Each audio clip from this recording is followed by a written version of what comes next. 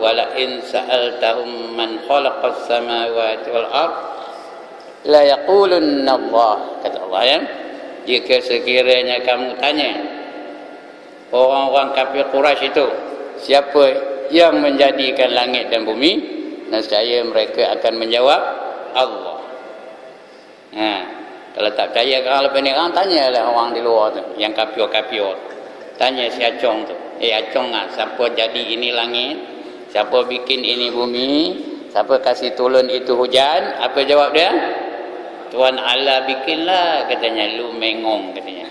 Maknanya mereka tu menerima tauhid rububiyah. Tapi bila mereka menyembah, mereka kembali menyembah patung-patung mereka. Mereka kembali menyembah berhala-berhala mereka. Mereka menyembah selain daripada Allah Ta'ala. Maknanya tauhid uluhiyah ni payah mereka nak terima. Tapi rububiyah boleh mereka terima. Baik, kemudian kita baca seterusnya. Syekhul Islam Ibn Taymiyah. Ibn Taymiyah ni ulama yang masyhur di zaman silam ya. Rahimahullah ta'ala. RHM tu rahimahullah ta'ala. Mudah-mudahan Allah rahmat kepadanya ya. Dia berkata tauhid inilah yang membezakan di antara para muwahhidin. Muwahhidin tu orang yang mentauhidkan Allah ya. Para muwahhidin yang wahid, golongan yang mengesahkan Allah, dengan para musyrikin, orang yang betul-betul mengesahkan Allah dibandingkan dengan orang musyrikin. Orang musyrikin tu yang mengatakan selain daripada Allah itu adalah juga Tuhan, itu musyrikin. Perbezaannya dia menyembah mana? Menyembah rububiyah ke menyembah uluhiyah? Kalau dia uluhiyah dia sembah, rububiyah dia sembah, itu maknanya dia betul-betul mentauhidkan Allah Ta'ala. Tapi kalau setakat rububiyah dia terima, uluhiyah tak terima, artinya dia bukan mentauhidkan Allah, dia mensyirikkan Allah. Di samping Allah itu sebagai Tuhan, berhala itu juga dianggap mereka sebagai Tuhan. Di samping Allah itu mereka terima sebagai Tuhan, pokok besar pun mereka terima juga sebagai Tuhan. Begitulah yang lain-lain itu ya. Kerana uluhiyah ni bukan semua orang menerima ketuhanan ataupun tauhid uluhiyah. Rububiyah ni senang menerima, orang-orang kafir pun terima ya. Tapi uluhiyah ni hanya orang yang benar-benar muwahhidin saja yang menerima tauhid uluhiyah. Dan di atas asas inilah diberi balasan pahala di dunia dan di akhirat. Di dunia pun dapat pahala, di akhirat pun dapat pahala. Kalau kita betul-betul mentauhidkan Allah dari segi uluhiyah. Siapa yang tidak berpegang dengan tauhid ini sudah tentu termasuk dalam golongan musyrikin. Musyrikin tu ramai. Kalau seorang musyrik, kalau perempuan seorang musyrikah namanya. Kalau ramai namanya musyrikin. Kalau bila typosm tu tengok ramai pula nama well. Itu ramai tu apa keluar dah? Musyrikin. Kalau seorang-seorang kita tengok tepi jalan nyembah tokong tu namanya apa? Musyrik. Kalau seorang perempuan nyembah tokong dia panggil apa? Musyrikah. Ya. Itu beza. Orangnya siapa aja. Bendanya sama. Mereka menyembah selain daripada Allah Ta'ala. Cuma bilangan aja. Kalau ramai musyrikin, kalau seorang musyrik, kalau perempuan musyrikah. Ya. Siapa yang tidak berpegang dengan tauhid ini sudah tentu termasuk ke dalam golongan musyrikin.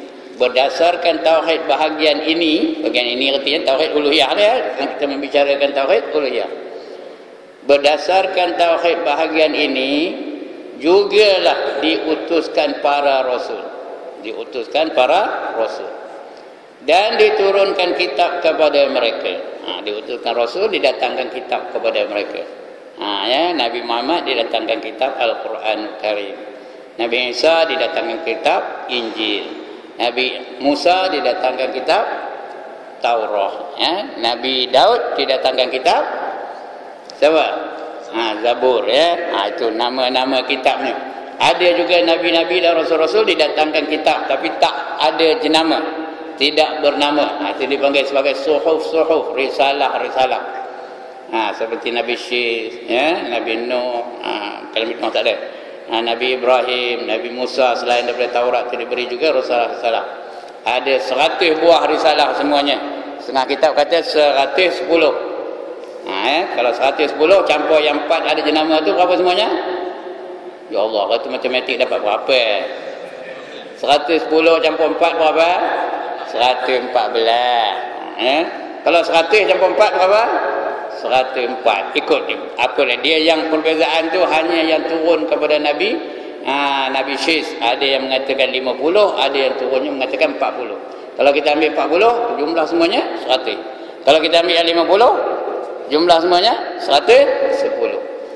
Itu saja. Itu saja apa khilafnya di situ saja. Baik. Oleh itu para rasul dahulu tidaklah diutuskan kepada kaum mereka melainkan menjadikan tauhid bahagian ini asas dakwah mereka. Itu rasul-rasul itu semua daripada Nabi Adam sampai kepada Nabi Muhammad sallallahu alaihi wasallam, mesejnya hanya satu saja, an-ni'budullah wajtanibut taghut. Itu saja, an-ni'budullah artinya apa? Kamu menyembahlah akan Allah sahaja. Wajtanibut taghut, kamu jauhkan daripada taghut. Taghut tu bang, selain dari Allah. Itu namanya taghut, yang menyesatkan. Apa saja yang menyesatkan, sama ada benda, sistem, orang, apa sajalah yang menyesatkan, itu namanya taghut. Wajtanibut taghut, jauhilah kamu akan taghut. Nak nyembah siapa? Nyembah Allah saja. Itu mesej yang disampaikan oleh semua nabi-nabi dan rasul-rasul. Termasuk Nabi Muhammad sallallahu alaihi wasallam. Mesejnya itu belaka, ya. Itu dia. Oleh itu para rasul dahulu tidaklah diutuskan kepada kaum mereka melainkan menjadikan tauhid bahagian ini asas dakwah mereka. Dakwah mereka itu menyeru manusia supaya menyembah hanya Allah, jangan menyembah lain daripada Allah, ya. Firman Allah, walaqad ba'atsna fi kulli ummatin rasulan an ya'budullah wajtanibut taghut. Sekali lagi, walaqad ba'atsna fi kulli ummatin rasula an ya'budullah wajtanibut taghut. Itu kalau baca sekat-sekat itu bunyinya, ya. Dan sesungguhnya kami telah bangkitkan di kalangan tiap-tiap umat seorang rasul. Tiap-tiap umat ada rasulnya, ya. Daripada Nabi Adam umat dia sampai kepada Nabi Muhammad sallallahu alaihi wasallam, tiap-tiap umat adalah rasul-rasulnya yang menjadi wakil dari Allah Subhanahu wa taala, yang memberi mesej dari Allah Subhanahu wa taala. Apa mesejnya? Apa mesejnya? An-ni'budullah. Apa artinya an-ni'budullah? Hendaklah kamu menyembah hanya Allah Ta'ala. Lepas itu, wajtanibut taghut, jauhilah kamu daripada taghut. Semua itulah seruannya. Nabi Adam pun itu, Nabi Nuh pun itu, Nabi Musa pun itu, Nabi Isa pun itu, ya. Semua itulah mesejnya, tidak ada lain dari itu. Dan sesungguhnya kami telah bangkitkan di kalangan tiap-tiap umat seorang rasul membawa seruan, beribadatlah kamu kepada Allah dan jauhilah taghut. Itulah mesejnya. Mana-mana rasul pun itulah juga. Dan lagi firman-Nya, wa ma arsalna min qablika min rasulin illa nuhi ilaihi annahu la ilaha illa ana fa'budun. Ya, apa artinya? Wa ma arsalna, dan kami tidak mengutuskan min qablik, sebelum kamu itu, sebelum engkau, mana-mana rasul sebelum engkau itu, min rasulin, daripada rasul-rasul, illa, kecuali, melainkan, illa nuhi, kami wahyukan, ilaihi, ke atasnya, kami wahyukan ke atasnya rasul itu. Allah wahyukan ke atas rasul-rasul itu, ya. Nuhi ilaihi, nuhi itu kami wahyukan, bukannya Nabi Nuh itu, ya. Nuhi itu artinya kami wahyukan ilaihi, kepadanya. Ya, mengatakan annahu, apa katanya? Annahu la ilaha illa ana. Bahawasanya sesungguhnya tiada Tuhan yang lain melainkan ana. Ana tu siapa? Allah, bukan ana tu Haji Ibrahim ya. Ana tu Allah. Sebab itu nak baca jangan kita zikir la ilaha illa ana, la ilaha illa ana. Jangan. Kalau nak baca terus. Baca habis dari mula sampai hujung ayat. Jangan ambil sekat-sekat, nanti keliru. Orang dengar pun keliru, kita sendiri pun keliru ya. Ada ayat-ayat Quran yang kita tak boleh baca sekat-sekat tau. Di antaranya inilah, jangan terus baca la ilaha illa ana, tiada Tuhan melainkan aku, tiada Tuhan melainkan aku. Itu baru ya. Padahal kita bukan mengatakan kita itu Tuhan, kita hanya membaca ayat dari Allah Taala ya. Patutnya la ilaha illa ana fa'budun. Tiada Tuhan melainkan aku dan hendaklah kamu menyembah aku, menyembah Allah tu ya. Itu sebab nak ada dari mula ni wa ma arsalna min qablika min rasulin illa. Nak ada yang itu. Dan tidak kami utuskan mana-mana rasul sebelum kamu melainkan memberi mesej tiada Tuhan melainkan aku dan hendaklah kamu menyembah aku saja. Aku tu Allah lah ya. Tiada Tuhan yang sebenar melainkan aku, maka beribadatlah kamu kepadaku. Surah Al-Anbiya ayat 25. Dalam Al-Quran Allah menceritakan tentang rasul-rasulnya seperti Nuh, Hud, Saleh dan Syuaib. Mereka menyeru kaum mereka dengan seruan an-ni'budullah, an-ni'budullah ma lakum min ilahin ghairu. Dimulakan an-ni'budullah, hendaklah kamu menyembah Allah. Hendaklah kamu beribadatlah kamu kepada Allah kerana tidak ada Tuhan selainnya. Ma lakum, tiada bagi kamu min ilahin, daripada Tuhan, illa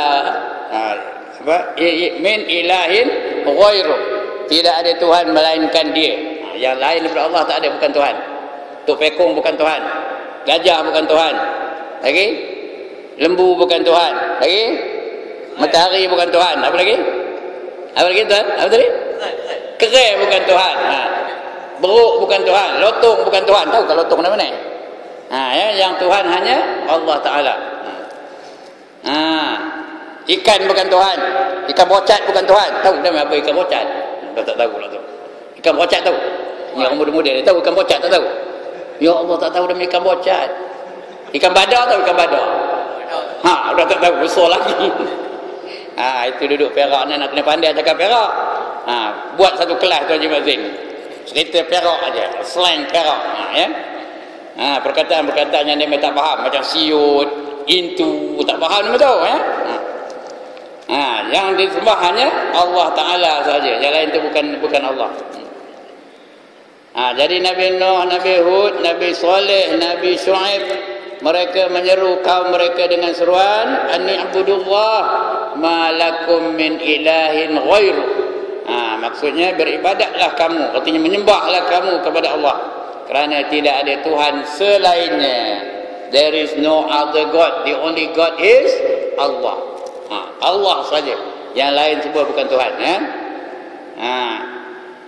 Juga Allah menceritakan tentang Nabi Ibrahim alaihissalam.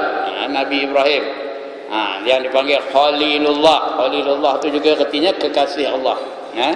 Itu Khalilullah, Nabi Ibrahim alaihissalam, yang juga dipanggil, dia dikategorikan dalam kategori ulul azmi. Ulul azmi itu artinya orang yang banyak menanggung kesusahan dalam misi dakwahnya. Berbagai-bagai ujian ditanggungnya. Bayangkan ya, dia udah tua, tiba-tiba beranak pula tu. Udah tua baru dapat anak. Bukan seorang tu, dua kali anak. Dah dapat anak. Mula-mula dapat Nabi Ishak, lepas tu dapat pula Nabi Ismail. Lepas tu datang pula wahyu dari Allah. suruh pisahkan Nabi Ismail tu daripada dipisahkan daripada masyarakat. Maka dibawa Nabi Ismail dan maknya ke mana? Ke Mekah, ditinggalkan di situ, tidak dibagi bekalan, tidak dibagi makanan, tidak dibagi sara hidup. Tinggal dia di Mekah, air pun tak ada. Terpaksa lah maknya mencari air. Ni cerita sikit lah ni cerita sikit.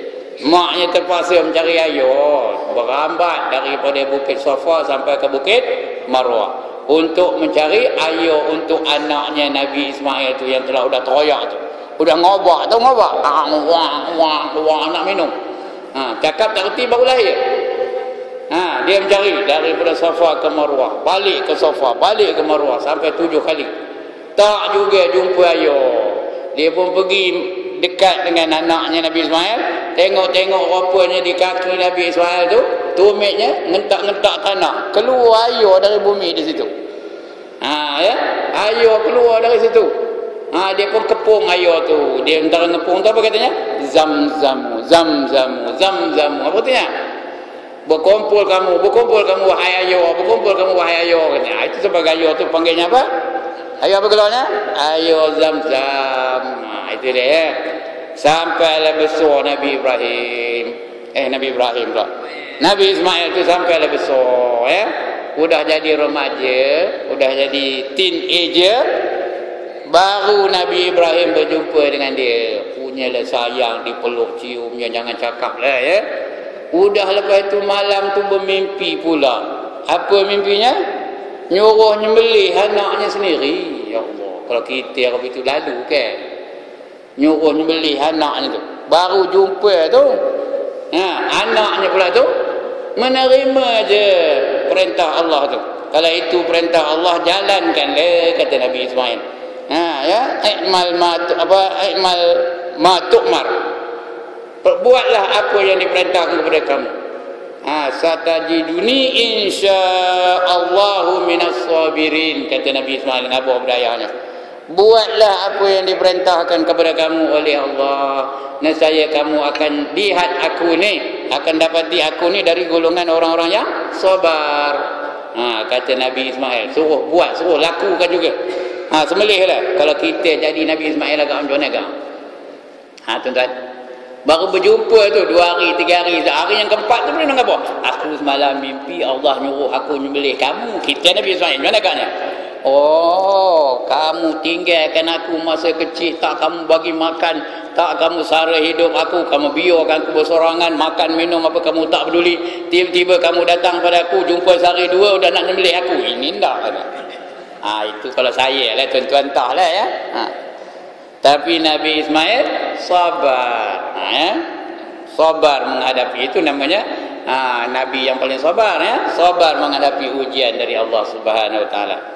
Semua orang tahu apa cerita dia. Kemudian dia sembelih dah, ditajam ke pisaunya. Sembelih tak lut, sembelih tak lut. Tumpul ke pisau aku ni, kata Nabi Ibrahim. Udah tak lut tu, sembelih tak lut juga. Lepas tu dia pukulnya kepada batu pisau tu. Tengok tu berkecai batu tu. Tajam weh. Rupanya pisau itu tidak memotong kecuali dengan izin Allah, baru dia memotong. Pada hakikatnya pisau tak memotong. Cuma dia boleh memotong dengan izin Allah Ta'ala. Ini tauhid ini lah kita nak faham betul ni. Ini yang kita nak faham betul. Pasal kita sangka selalunya nengok apa yang berlaku di depan mata kita. Kita seolah-olah nengok pisau tu, pisau memotong. Nengok air melemaskan. Nengok api membakar. Ada tak ketikanya api itu tak boleh membakar? Ada tak? Cerita apa? Cerita Nabi Ibrahim juga. Cerita Nabi Ibrahim, handai Ibrahim tu. Itu sebab esok ada anak bubuh nama Ibrahim. Tak siur pula tu. Ibrahim Istah tu handai. Ibrahim Istah handai lah.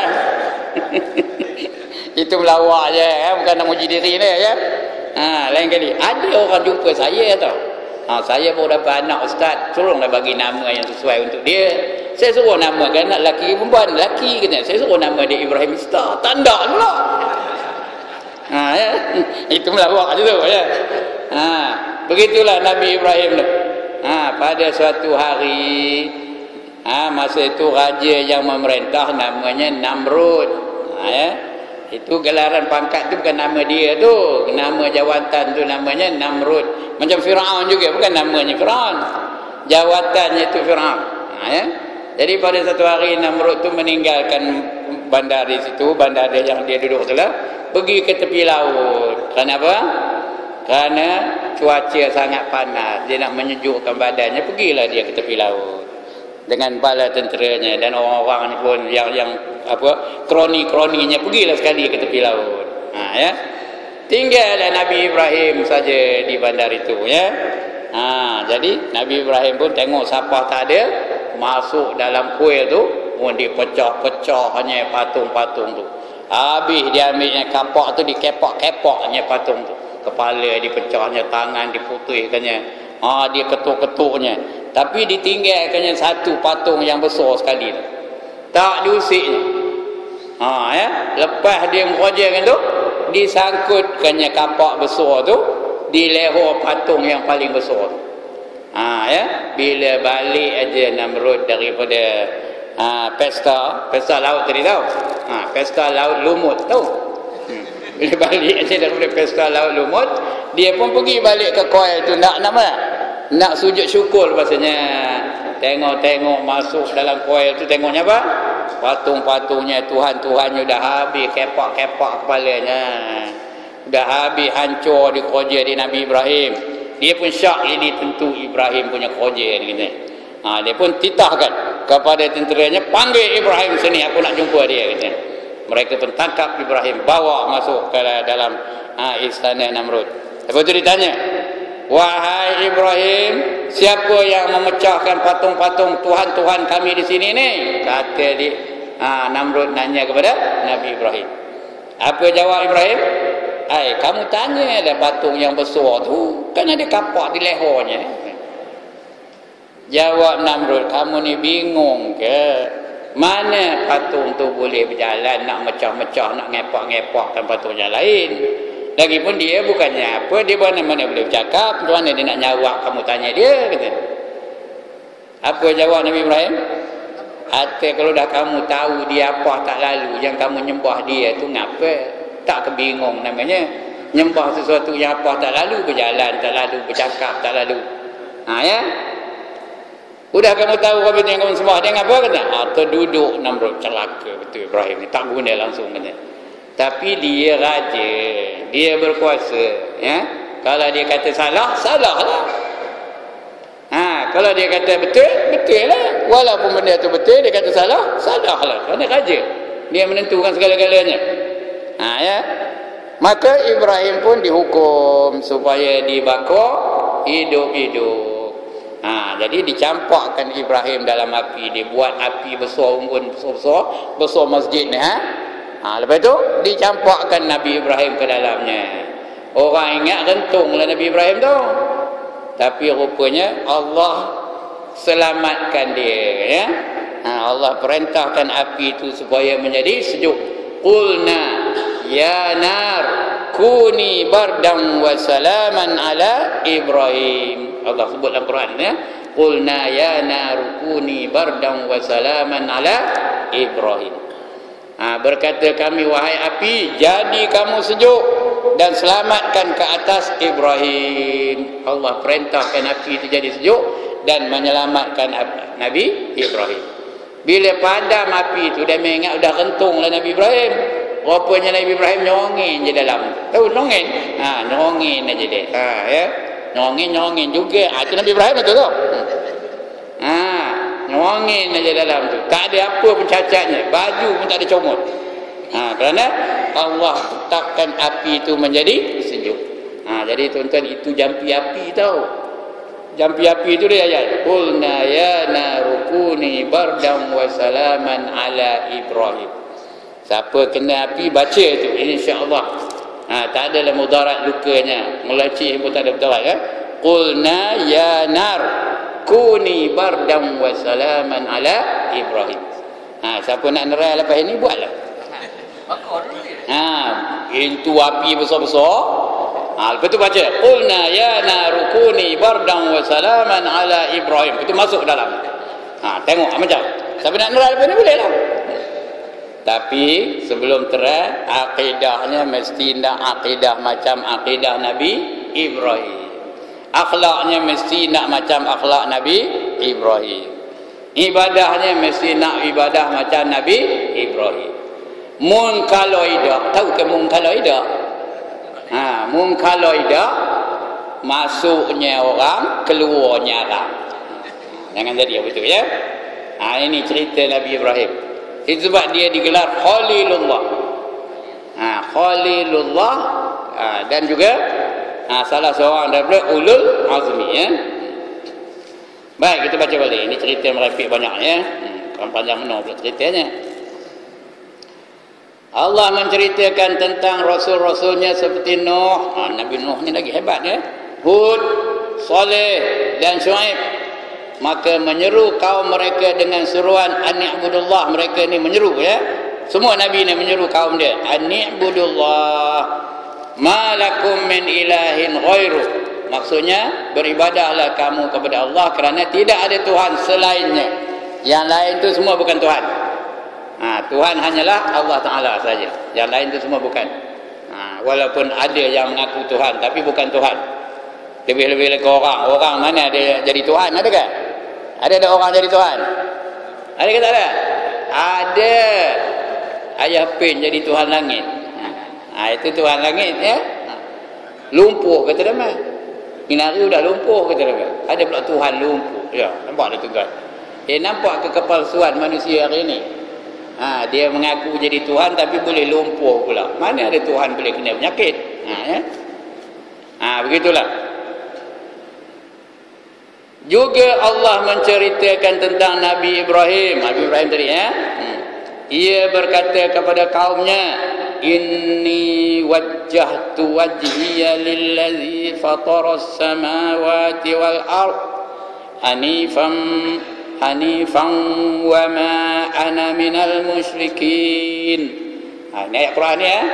Inni sesungguhnya aku wajjahtu wajhiya lillazi. Ini baca betul-betul. Jangan baca wajjahtu wajhiya lillazi. Tak ada, bukan panjang wajjahtu tu tak ada panjang. Wajjahtu wajhiya lillazi. Doa iftitahnya ada tak? Allahu akbaru kabiran. Allahu akbaru kabiran. Dengan Allahu akbar kabira. Ya, dia ada dengung di situ. Allahu akbaru kabiran. Ra dapat ru tu siapa munuhnya? Banyak orang baca Allahu akbar kabira. Siapa munuh ra tu?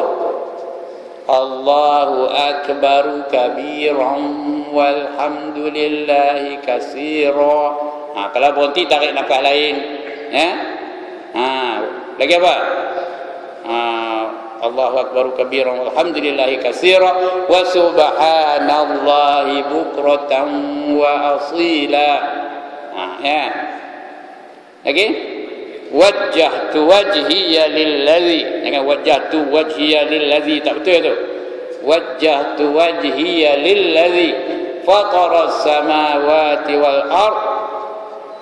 Yang ini wa ma ana minal musyrikin. Kalau kita baca doa kita apa? Hanifam musliman wa ma ana minal musyrikin. Ya, hanifam muslim. Ada dengung situ.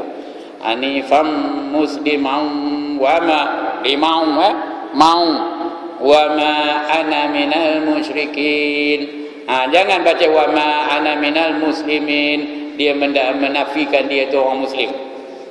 Patutnya wa ma ana minal musyrikin. Jangan muslimin ya.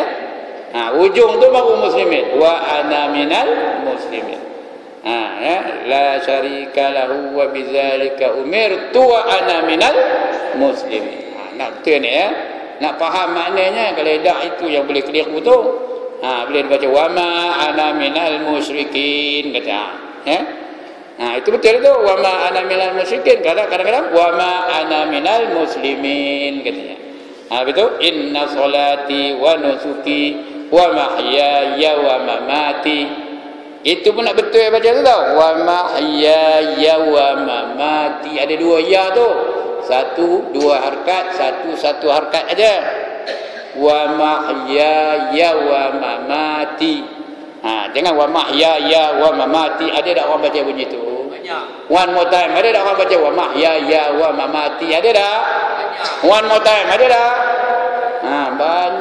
Banyak kata tu Haji Mazin. Wa mahyaya. Tak betul tu. Wa mahyaya wa mamati. Lillahi rabbil alamin. Bil ya, bukan bel. Lillahi rabbil alamin. Bukan bel. Bel tu apa? Locin. Ini ngajar tajwid pula malam ni kan. Marah ustaz mana Ustaz Azali orang ngambil dia punya apa? Dia punya bidang pula ya. Bil ya. Jangan bel. Alhamdulillahi rabbil alamin. Bil jangan bel alamin ya. Alhamdulillahi rabbil alamin. Ni men. Betul ke men? Men apa? Men tu orang lelaki. Men ya. Patut min dia bawah mi. Ada nun ujungnya min. Ya. Sebutan tu tak betul. Ya. Okey, sambung lagi. Hanya itu je pula panjang nak ceritanya. Ya, inni wajjahtu wajhiya lillazi fataras samawati wal arda hanifa wa ma ana minal musyrikin. Sesungguhnya aku telah hadapkan mukaku kepada Allah. Wajjahtu wajhi. Wajhi itu wajah aku tu ya. Hiya lillazi, kepada dia iaitu Allah ya. Fataras samawati wal ard, yang menjadikan langit dan bumi. Yang menciptakan 7 petala langit dan bumi dengan lurus. Hanifan, dengan lurus. Dan aku ini tidaklah daripada golongan orang-orang yang musyrikin. Kita dah mengaku kita bukan musyrikin. Kita berjanji dengan Allah kita tidak akan mensyirikkan Allah. Ya, kita tidak mensyirik, tidak menyamakan Allah dengan sesuatu yang lain. Kerana syirik itu dosa yang paling besar yang tidak diampunkan oleh Allah Ta'ala. Lain dosa Allah ampunkan, tapi syirik Allah tak ampunkan. Inna Allah la yaghfiru an yushraka bih. Sesungguhnya Allah tidak akan mengampunkan bahawa dosa-dosa yang mensyirikkan dengannya. Tidak diampunkan oleh Allah. Yang lain semua Allah boleh ampunkan. Yang ni kadang-kadang kita tak sedar ni. Syirik ni kadang-kadang ada orang kalau tak ngaji, tuan-tuan ngaji ni dah tahulah. Kadang-kadang dia tak sedar yang dia tu bersikap dengan sikap syirik tu. Bukan tak iya Panadol tu bagus, bukan tak iya Allah menyembuhkan penyakit. Panadol tu bagus juga, boleh menyembuhkan penyakit. Macam? Sudah syirik dengan Panadol. Bukan tak iya Allah menyembuhkan penyakit. Tok bawang berahin dari kampung tu andai juga boleh menyembuhkan penyakit. Macam? Macam tuan-tuan? Sudah mensyirikkan tok bawang berahin dengan Allah Ta'ala. Kadang-kadang kita tak sedar tu. Sama aja kata. Hukum potong tangan dengan potong apa dengan masuk jail 6 bulan sama aja katanya. Padahal sama tak? Sama ke tak? Jail 6 bulan ada ke dalam Quran? Potong tangan ada tak? Ya. Potong tangan ada dalam Quran ya. Jadi tak sama hukum Allah dengan hukum manusia. Kadang-kadang kita tak sedar kita melakukan perkara yang syirik ya. Kecuali orang yang mengaji lah, macam tuan-tuan dan perempuan ni dah mengaji, takkan lagi ada sikap seperti itu ya. Jadi kita dah mengaku tidak akan mensyirikkan Allah Ta'ala ya. As-sariqu was-sariqah faqta'u aydiyahuma. Ada pernah dengar ayat tu? Si pencuri lelaki dan si pencuri perempuan, hendaklah kamu potong tangan kedua-dua mereka. Itu Allah yang keluarkan hukum tu. Ya. Itu sebagai apa? Nakalam minallah. Sebagai apa? Pencegahan dari Allah. Allah bagi itu supaya mencegah kita daripada melakukan perkara-perkara yang menyebabkan kita boleh dimurka oleh Allah Subhanahu wa Ta'ala. Itu pencegahan untuk menyelamatkan masyarakat. Jadi sebab dipotong tangan. Ya, orang mencuri dipotong tangan. Nanti mana nak mencuri lagi, tangan dah potong. Kalau dia masuk penjara, keluar, bukan saja keluar mencuri balik tau, dia masuk penjara. Asalnya dia masuk penjara itu sebab mencuri pisang je. Mencuri pisang sehalan. Masuk penjara 6 bulan. Ya. Jumpa dalam penjara itu orang yang sama-sama geng pencuri juga. Dia pun tanya lah, mikir ngapa masuk penjara katanya. Nanya kawan dia. Ya, kawan pun tanya lah, tak jawab lah. Teman masuk penjara sebab teman mencuri mentokok katanya. Atem mencuri mentokok tu macam mana tidak ke berbunyi penggerak tu keng. Senang aja kata dia. Kamu nak belajar, biar aku ajar kata. Dia pun ajar lah. Udah ada 2 kepakarannya. Mula-mula dia masuk penjara apa sebab? Mencuri pisang. Lepas tu udah pandai mencuri mentokok pula. Lepas tu jumpa pula satu orang lagi. Mikir kenapa masuk penjara katanya. Jawab orang tu teman mencah rumah. Malam-malam kerja teman ni mencuri barang dalam rumah tu. Tidak kejaga tuannya. Jampi lah. Kamu nak belajar jampi? Ya, aku ajar. Dia pun dia ajar jampinya. Tahu apa jampi dia? Nak muka orang dalam rumah tu. Tahu jampi dia? Ya Allah, tak tahu. Tak tahu ya saya ajar. Tahu? Nyak ngingsong mata kaji semalam katanya. Bila dia ajar itu udah orang dalam rumah tu tidur je, tak ada bangkit-bangkit. Betul? Udah berapa kebakaran tu? Udah berapa kebakaran? Udah ada 3. Tanya pula seorang lagi. Kamu ngapa masuk jail ni? Kata. Teman, pasal mencuri ayam kata. Hati mencari macam mana kamu mencuri ayam? Tidak ke dia kok ngelupuk. Senang aja katanya. Cara nangkap tu taklah betul tak kamu ajar aku ajar kata. Dia pun ajar nangkap ayam tu ikut apa? Ikut dada je, angkat dada tu perlahan aja. Tak ada lah ngelupuk ayam tu. Jangan buat lepas ni aja. Ni cerita aja. Udah berapa kebakarannya? Udah 4. Jumpa pula seorang lagi. Kamu ngapa masuk je? Teman mencuri doyan gitu. Asal malam curi doyan. Asal malam curi doyan gitu ya. Atau macam mana kamu mencuri doyan? Tidak akan nampak di tuannya. Kamu nyuluh-nyuluh doyan tu. Apa yang payah suluh katanya. Curi doyan tak payah suluh, dalam gelap tu boleh mencuri gitu. Macam mana kata kita pula tanya ya. Senang aja. Kamu kari guni, pakai sarung guni tu di kaki kamu, itu kamu jalan bawah pokok doyan tu, merelehkan kaki kamu. Jangan angkat, releh. Tahu releh? Tarik aja kaki tu. Bila lekat doyan tu, dia lah tu kena. Ya ke? Kata. Udah berapa kebakaran? Udah 5 kebakarannya. Bila dia keluar esok, berhenti ke bertambah hebat lagi? Bertambah hebat lah gerak-geri dia. Gerakan pencurian dia tu gerak apa? Tambah hebat lah dia kerana dah 5 kebakaran. Tapi coba dipotong tangan. Macam? Itulah the first and the last time dia mencuri. Kerana kalau mencuri lagi, apa pula dia potong? Kaki pula. Mencuri lagi, tangan sebelah lagi itu pula. Sudahnya habis 4 dipotong. Macam mana nak mencuri lagi? Ya. Itu sebab di mana dijalankan undang-undang Islam, ya, terjamin keselamatan barang-barang mereka. Tuan-tuan banyaknya dah naik haji ya, dah pergi Mekah. Ya, cuba tengok di Mekah tu macam mana. Kadang-kadang dia mai jual emas tu. Zaman ini ada kedai yang masa saya pergi tu tahun 80. Dia mai jual emas tu di kedai yang tutupnya kain aja nutup. Ya. Yang nutup kedai tu kain aja. Tak ada geri lapak pun tak ada. Ya. Kemudian yang money changer tu duduk tepi jalan aja, ada meja macam ni. Dia duduk tepi jalan je. Meja tu ada besi atas tu, ada apa ni? Sangkut itu. Sangkut tu duit lah tu. Macam-macam currency ada tu. Berjuta-juta duit tu. Tepi jalan je. Tepi persimpangan. Dia datang tu tukar je duit tu. Sekarang tu dah ada kedai. Dulu tak ada. Di situ aja mereka buat transaksi kewangan. Berjuta-juta ringgitnya ya. Berjuta-juta duitnya, bukan duit Arab Saudi je. Semua currency dalam dunia ada di situ. Ya. Begitu juga kedai mahnya punya yang ditutup dengan kain je. Bila waktu sembahyang ditutup aja dengan kain. Lepas tu mereka pergi ke masjid untuk sembahyang. Cuba try buat di Batu Gajah Neropi tu. Macam mana kau? Ya. Di Batu Gajah ni je try buat kedai mah depan masjid ni lah. Ya. Bila ada orang azan sembahyang je, dia pun tutup aja dengan kain. Lepas tu pergi masjid sembahyang. Macam? Tak usahkan mahnya dengan bekas-bekas mah tu habis. Licin kena projek ya. Pasal tidak ada pencegahan dari Allah Ta'ala. Tak ada nakalam min Allah. Tak ada. Bila kita laksanakan hukum Allah, Allah tutup hati-hati kita daripada melakukan jenayah-jenayah seperti itu.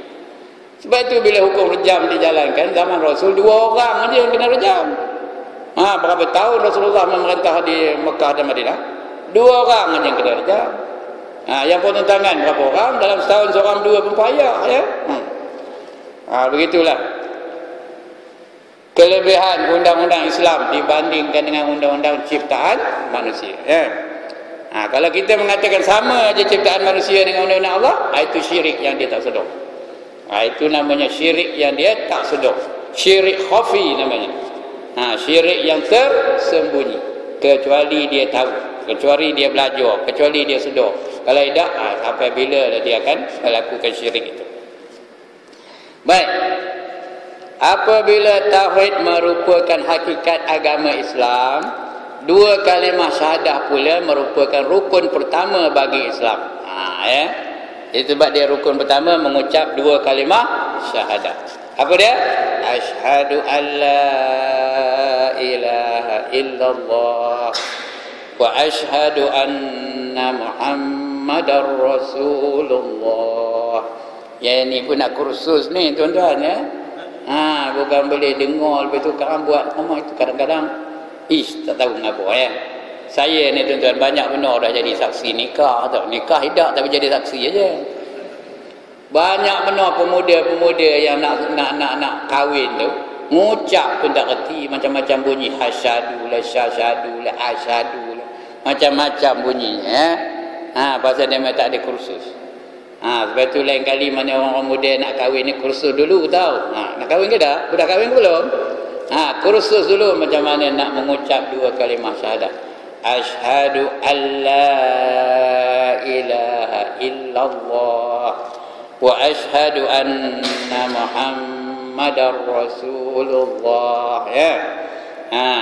Bila dah betul mengucap tu, barulah diterima keislamannya, ya. Baik, sabda Rasulullah sallallahu alaihi wasallam, bunyal Islamu ala hamsin. Ini hadis masyhur ni. Hadis yang dipanggil hadis Jibril namanya, ya. Bunyal Islamu ala hamsin. Syahadati an la ilaha illallah wa anna Muhammadar Rasulullah wa iqamis shalah wa ita'iz zakah wa shaumi Ramadan wa hajjil bait. Muttafaqun alaih. Hadis ni muttafaqun alaih, artinya sepakat atasnya kepada dari Muslim dan Bukhari. Dua-dua ni sepakat mengatakan hadis inilah dia bunyinya. Muttafaqun alaih, artinya sepakatlah. 2 perawi hadis ni, Muslim dan Bukhari ni, Bukhari ni mengatakan ini hadis yang bunyinya, ya. Tak ada ragu-ragu lagi dah. Artinya dibina Islam ke atas 5 rukun, iaitu bersaksi bahawa tiada Tuhan yang berhak disembah melainkan Allah, ya, dan Muhammad itu Rasulullah. Itu yang pertama, kena mengucap dulu betul-betul. Yang kedua, mendirikan solat. Solat ni nak didirikan, aqimus solat, bukan sebut Rasulullah sebut sallu tu semayanglah kamu. Ini aqimus solat, didirikan semayang. Jadi semayang tu nak didirikan. Jadi tak ada alasan orang kata aku semayang dalam hati aja, aku semayang niat aja, tak ada. Mesti nak didirikan semayang tu. Aqimus solat. Dirikan kamu oleh semayang. Ya. Rasulullah pun semayang, ya. Dia bukan semayang dia juga mendirikan semayang. Dia ajar Rasulullah tu macam mana nak semayang dalam peristiwa Isra dan Mi'raj. Itu dia, aqimus solat. Kemudian wa ita'iz zakah, apa artinya? Dan kamu keluarkan zakat. Zakat tu keluarkan. Ya, bila cukup nisab, bila cukup haul, hendaklah dikeluarkan zakat. Itu rukun ni tuan-tuan. Rukun ni kalau tak dibuat, rosak Islamnya. Kerana tak dibuat atau dibuat tak sempurna, rosak, tak cukup rukun tu, ya. Lagi wasaumi Ramadan, dan puasa di bulan Ramadan. Sekali lagi Ramadan nak datang. Jadi kita kena berpuasa di bulan Ramadan. Kemudian yang kelima, wa hajjil bait, dan pergi menunaikan haji ke Baitullah, ya. Dibina Islam ke atas 5 rukun. Bersaksi bahawa tiada Tuhan yang berhak disembah melainkan Allah dan Muhammad itu Rasulullah, mendirikan solat, mengeluarkan zakat, melakukan puasa di bulan Ramadan. Di bulan Ramadan kena puasa. Jangan tuang, ya. Puasa di bulan Ramadan kerana fadilatnya besar berbenar, hebat berbenar fadilatnya, ya. Dalam satu hadis ada 5 fadilatnya. Satu hadis dia ada 5 fadilat puasa di bulan Ramadan, ya. Apa kata Nabi? Naumus shaimi ibadatun wa shamtuhu tasbihun wa amaluhu mudha'afun wa du'a'uhu mustajab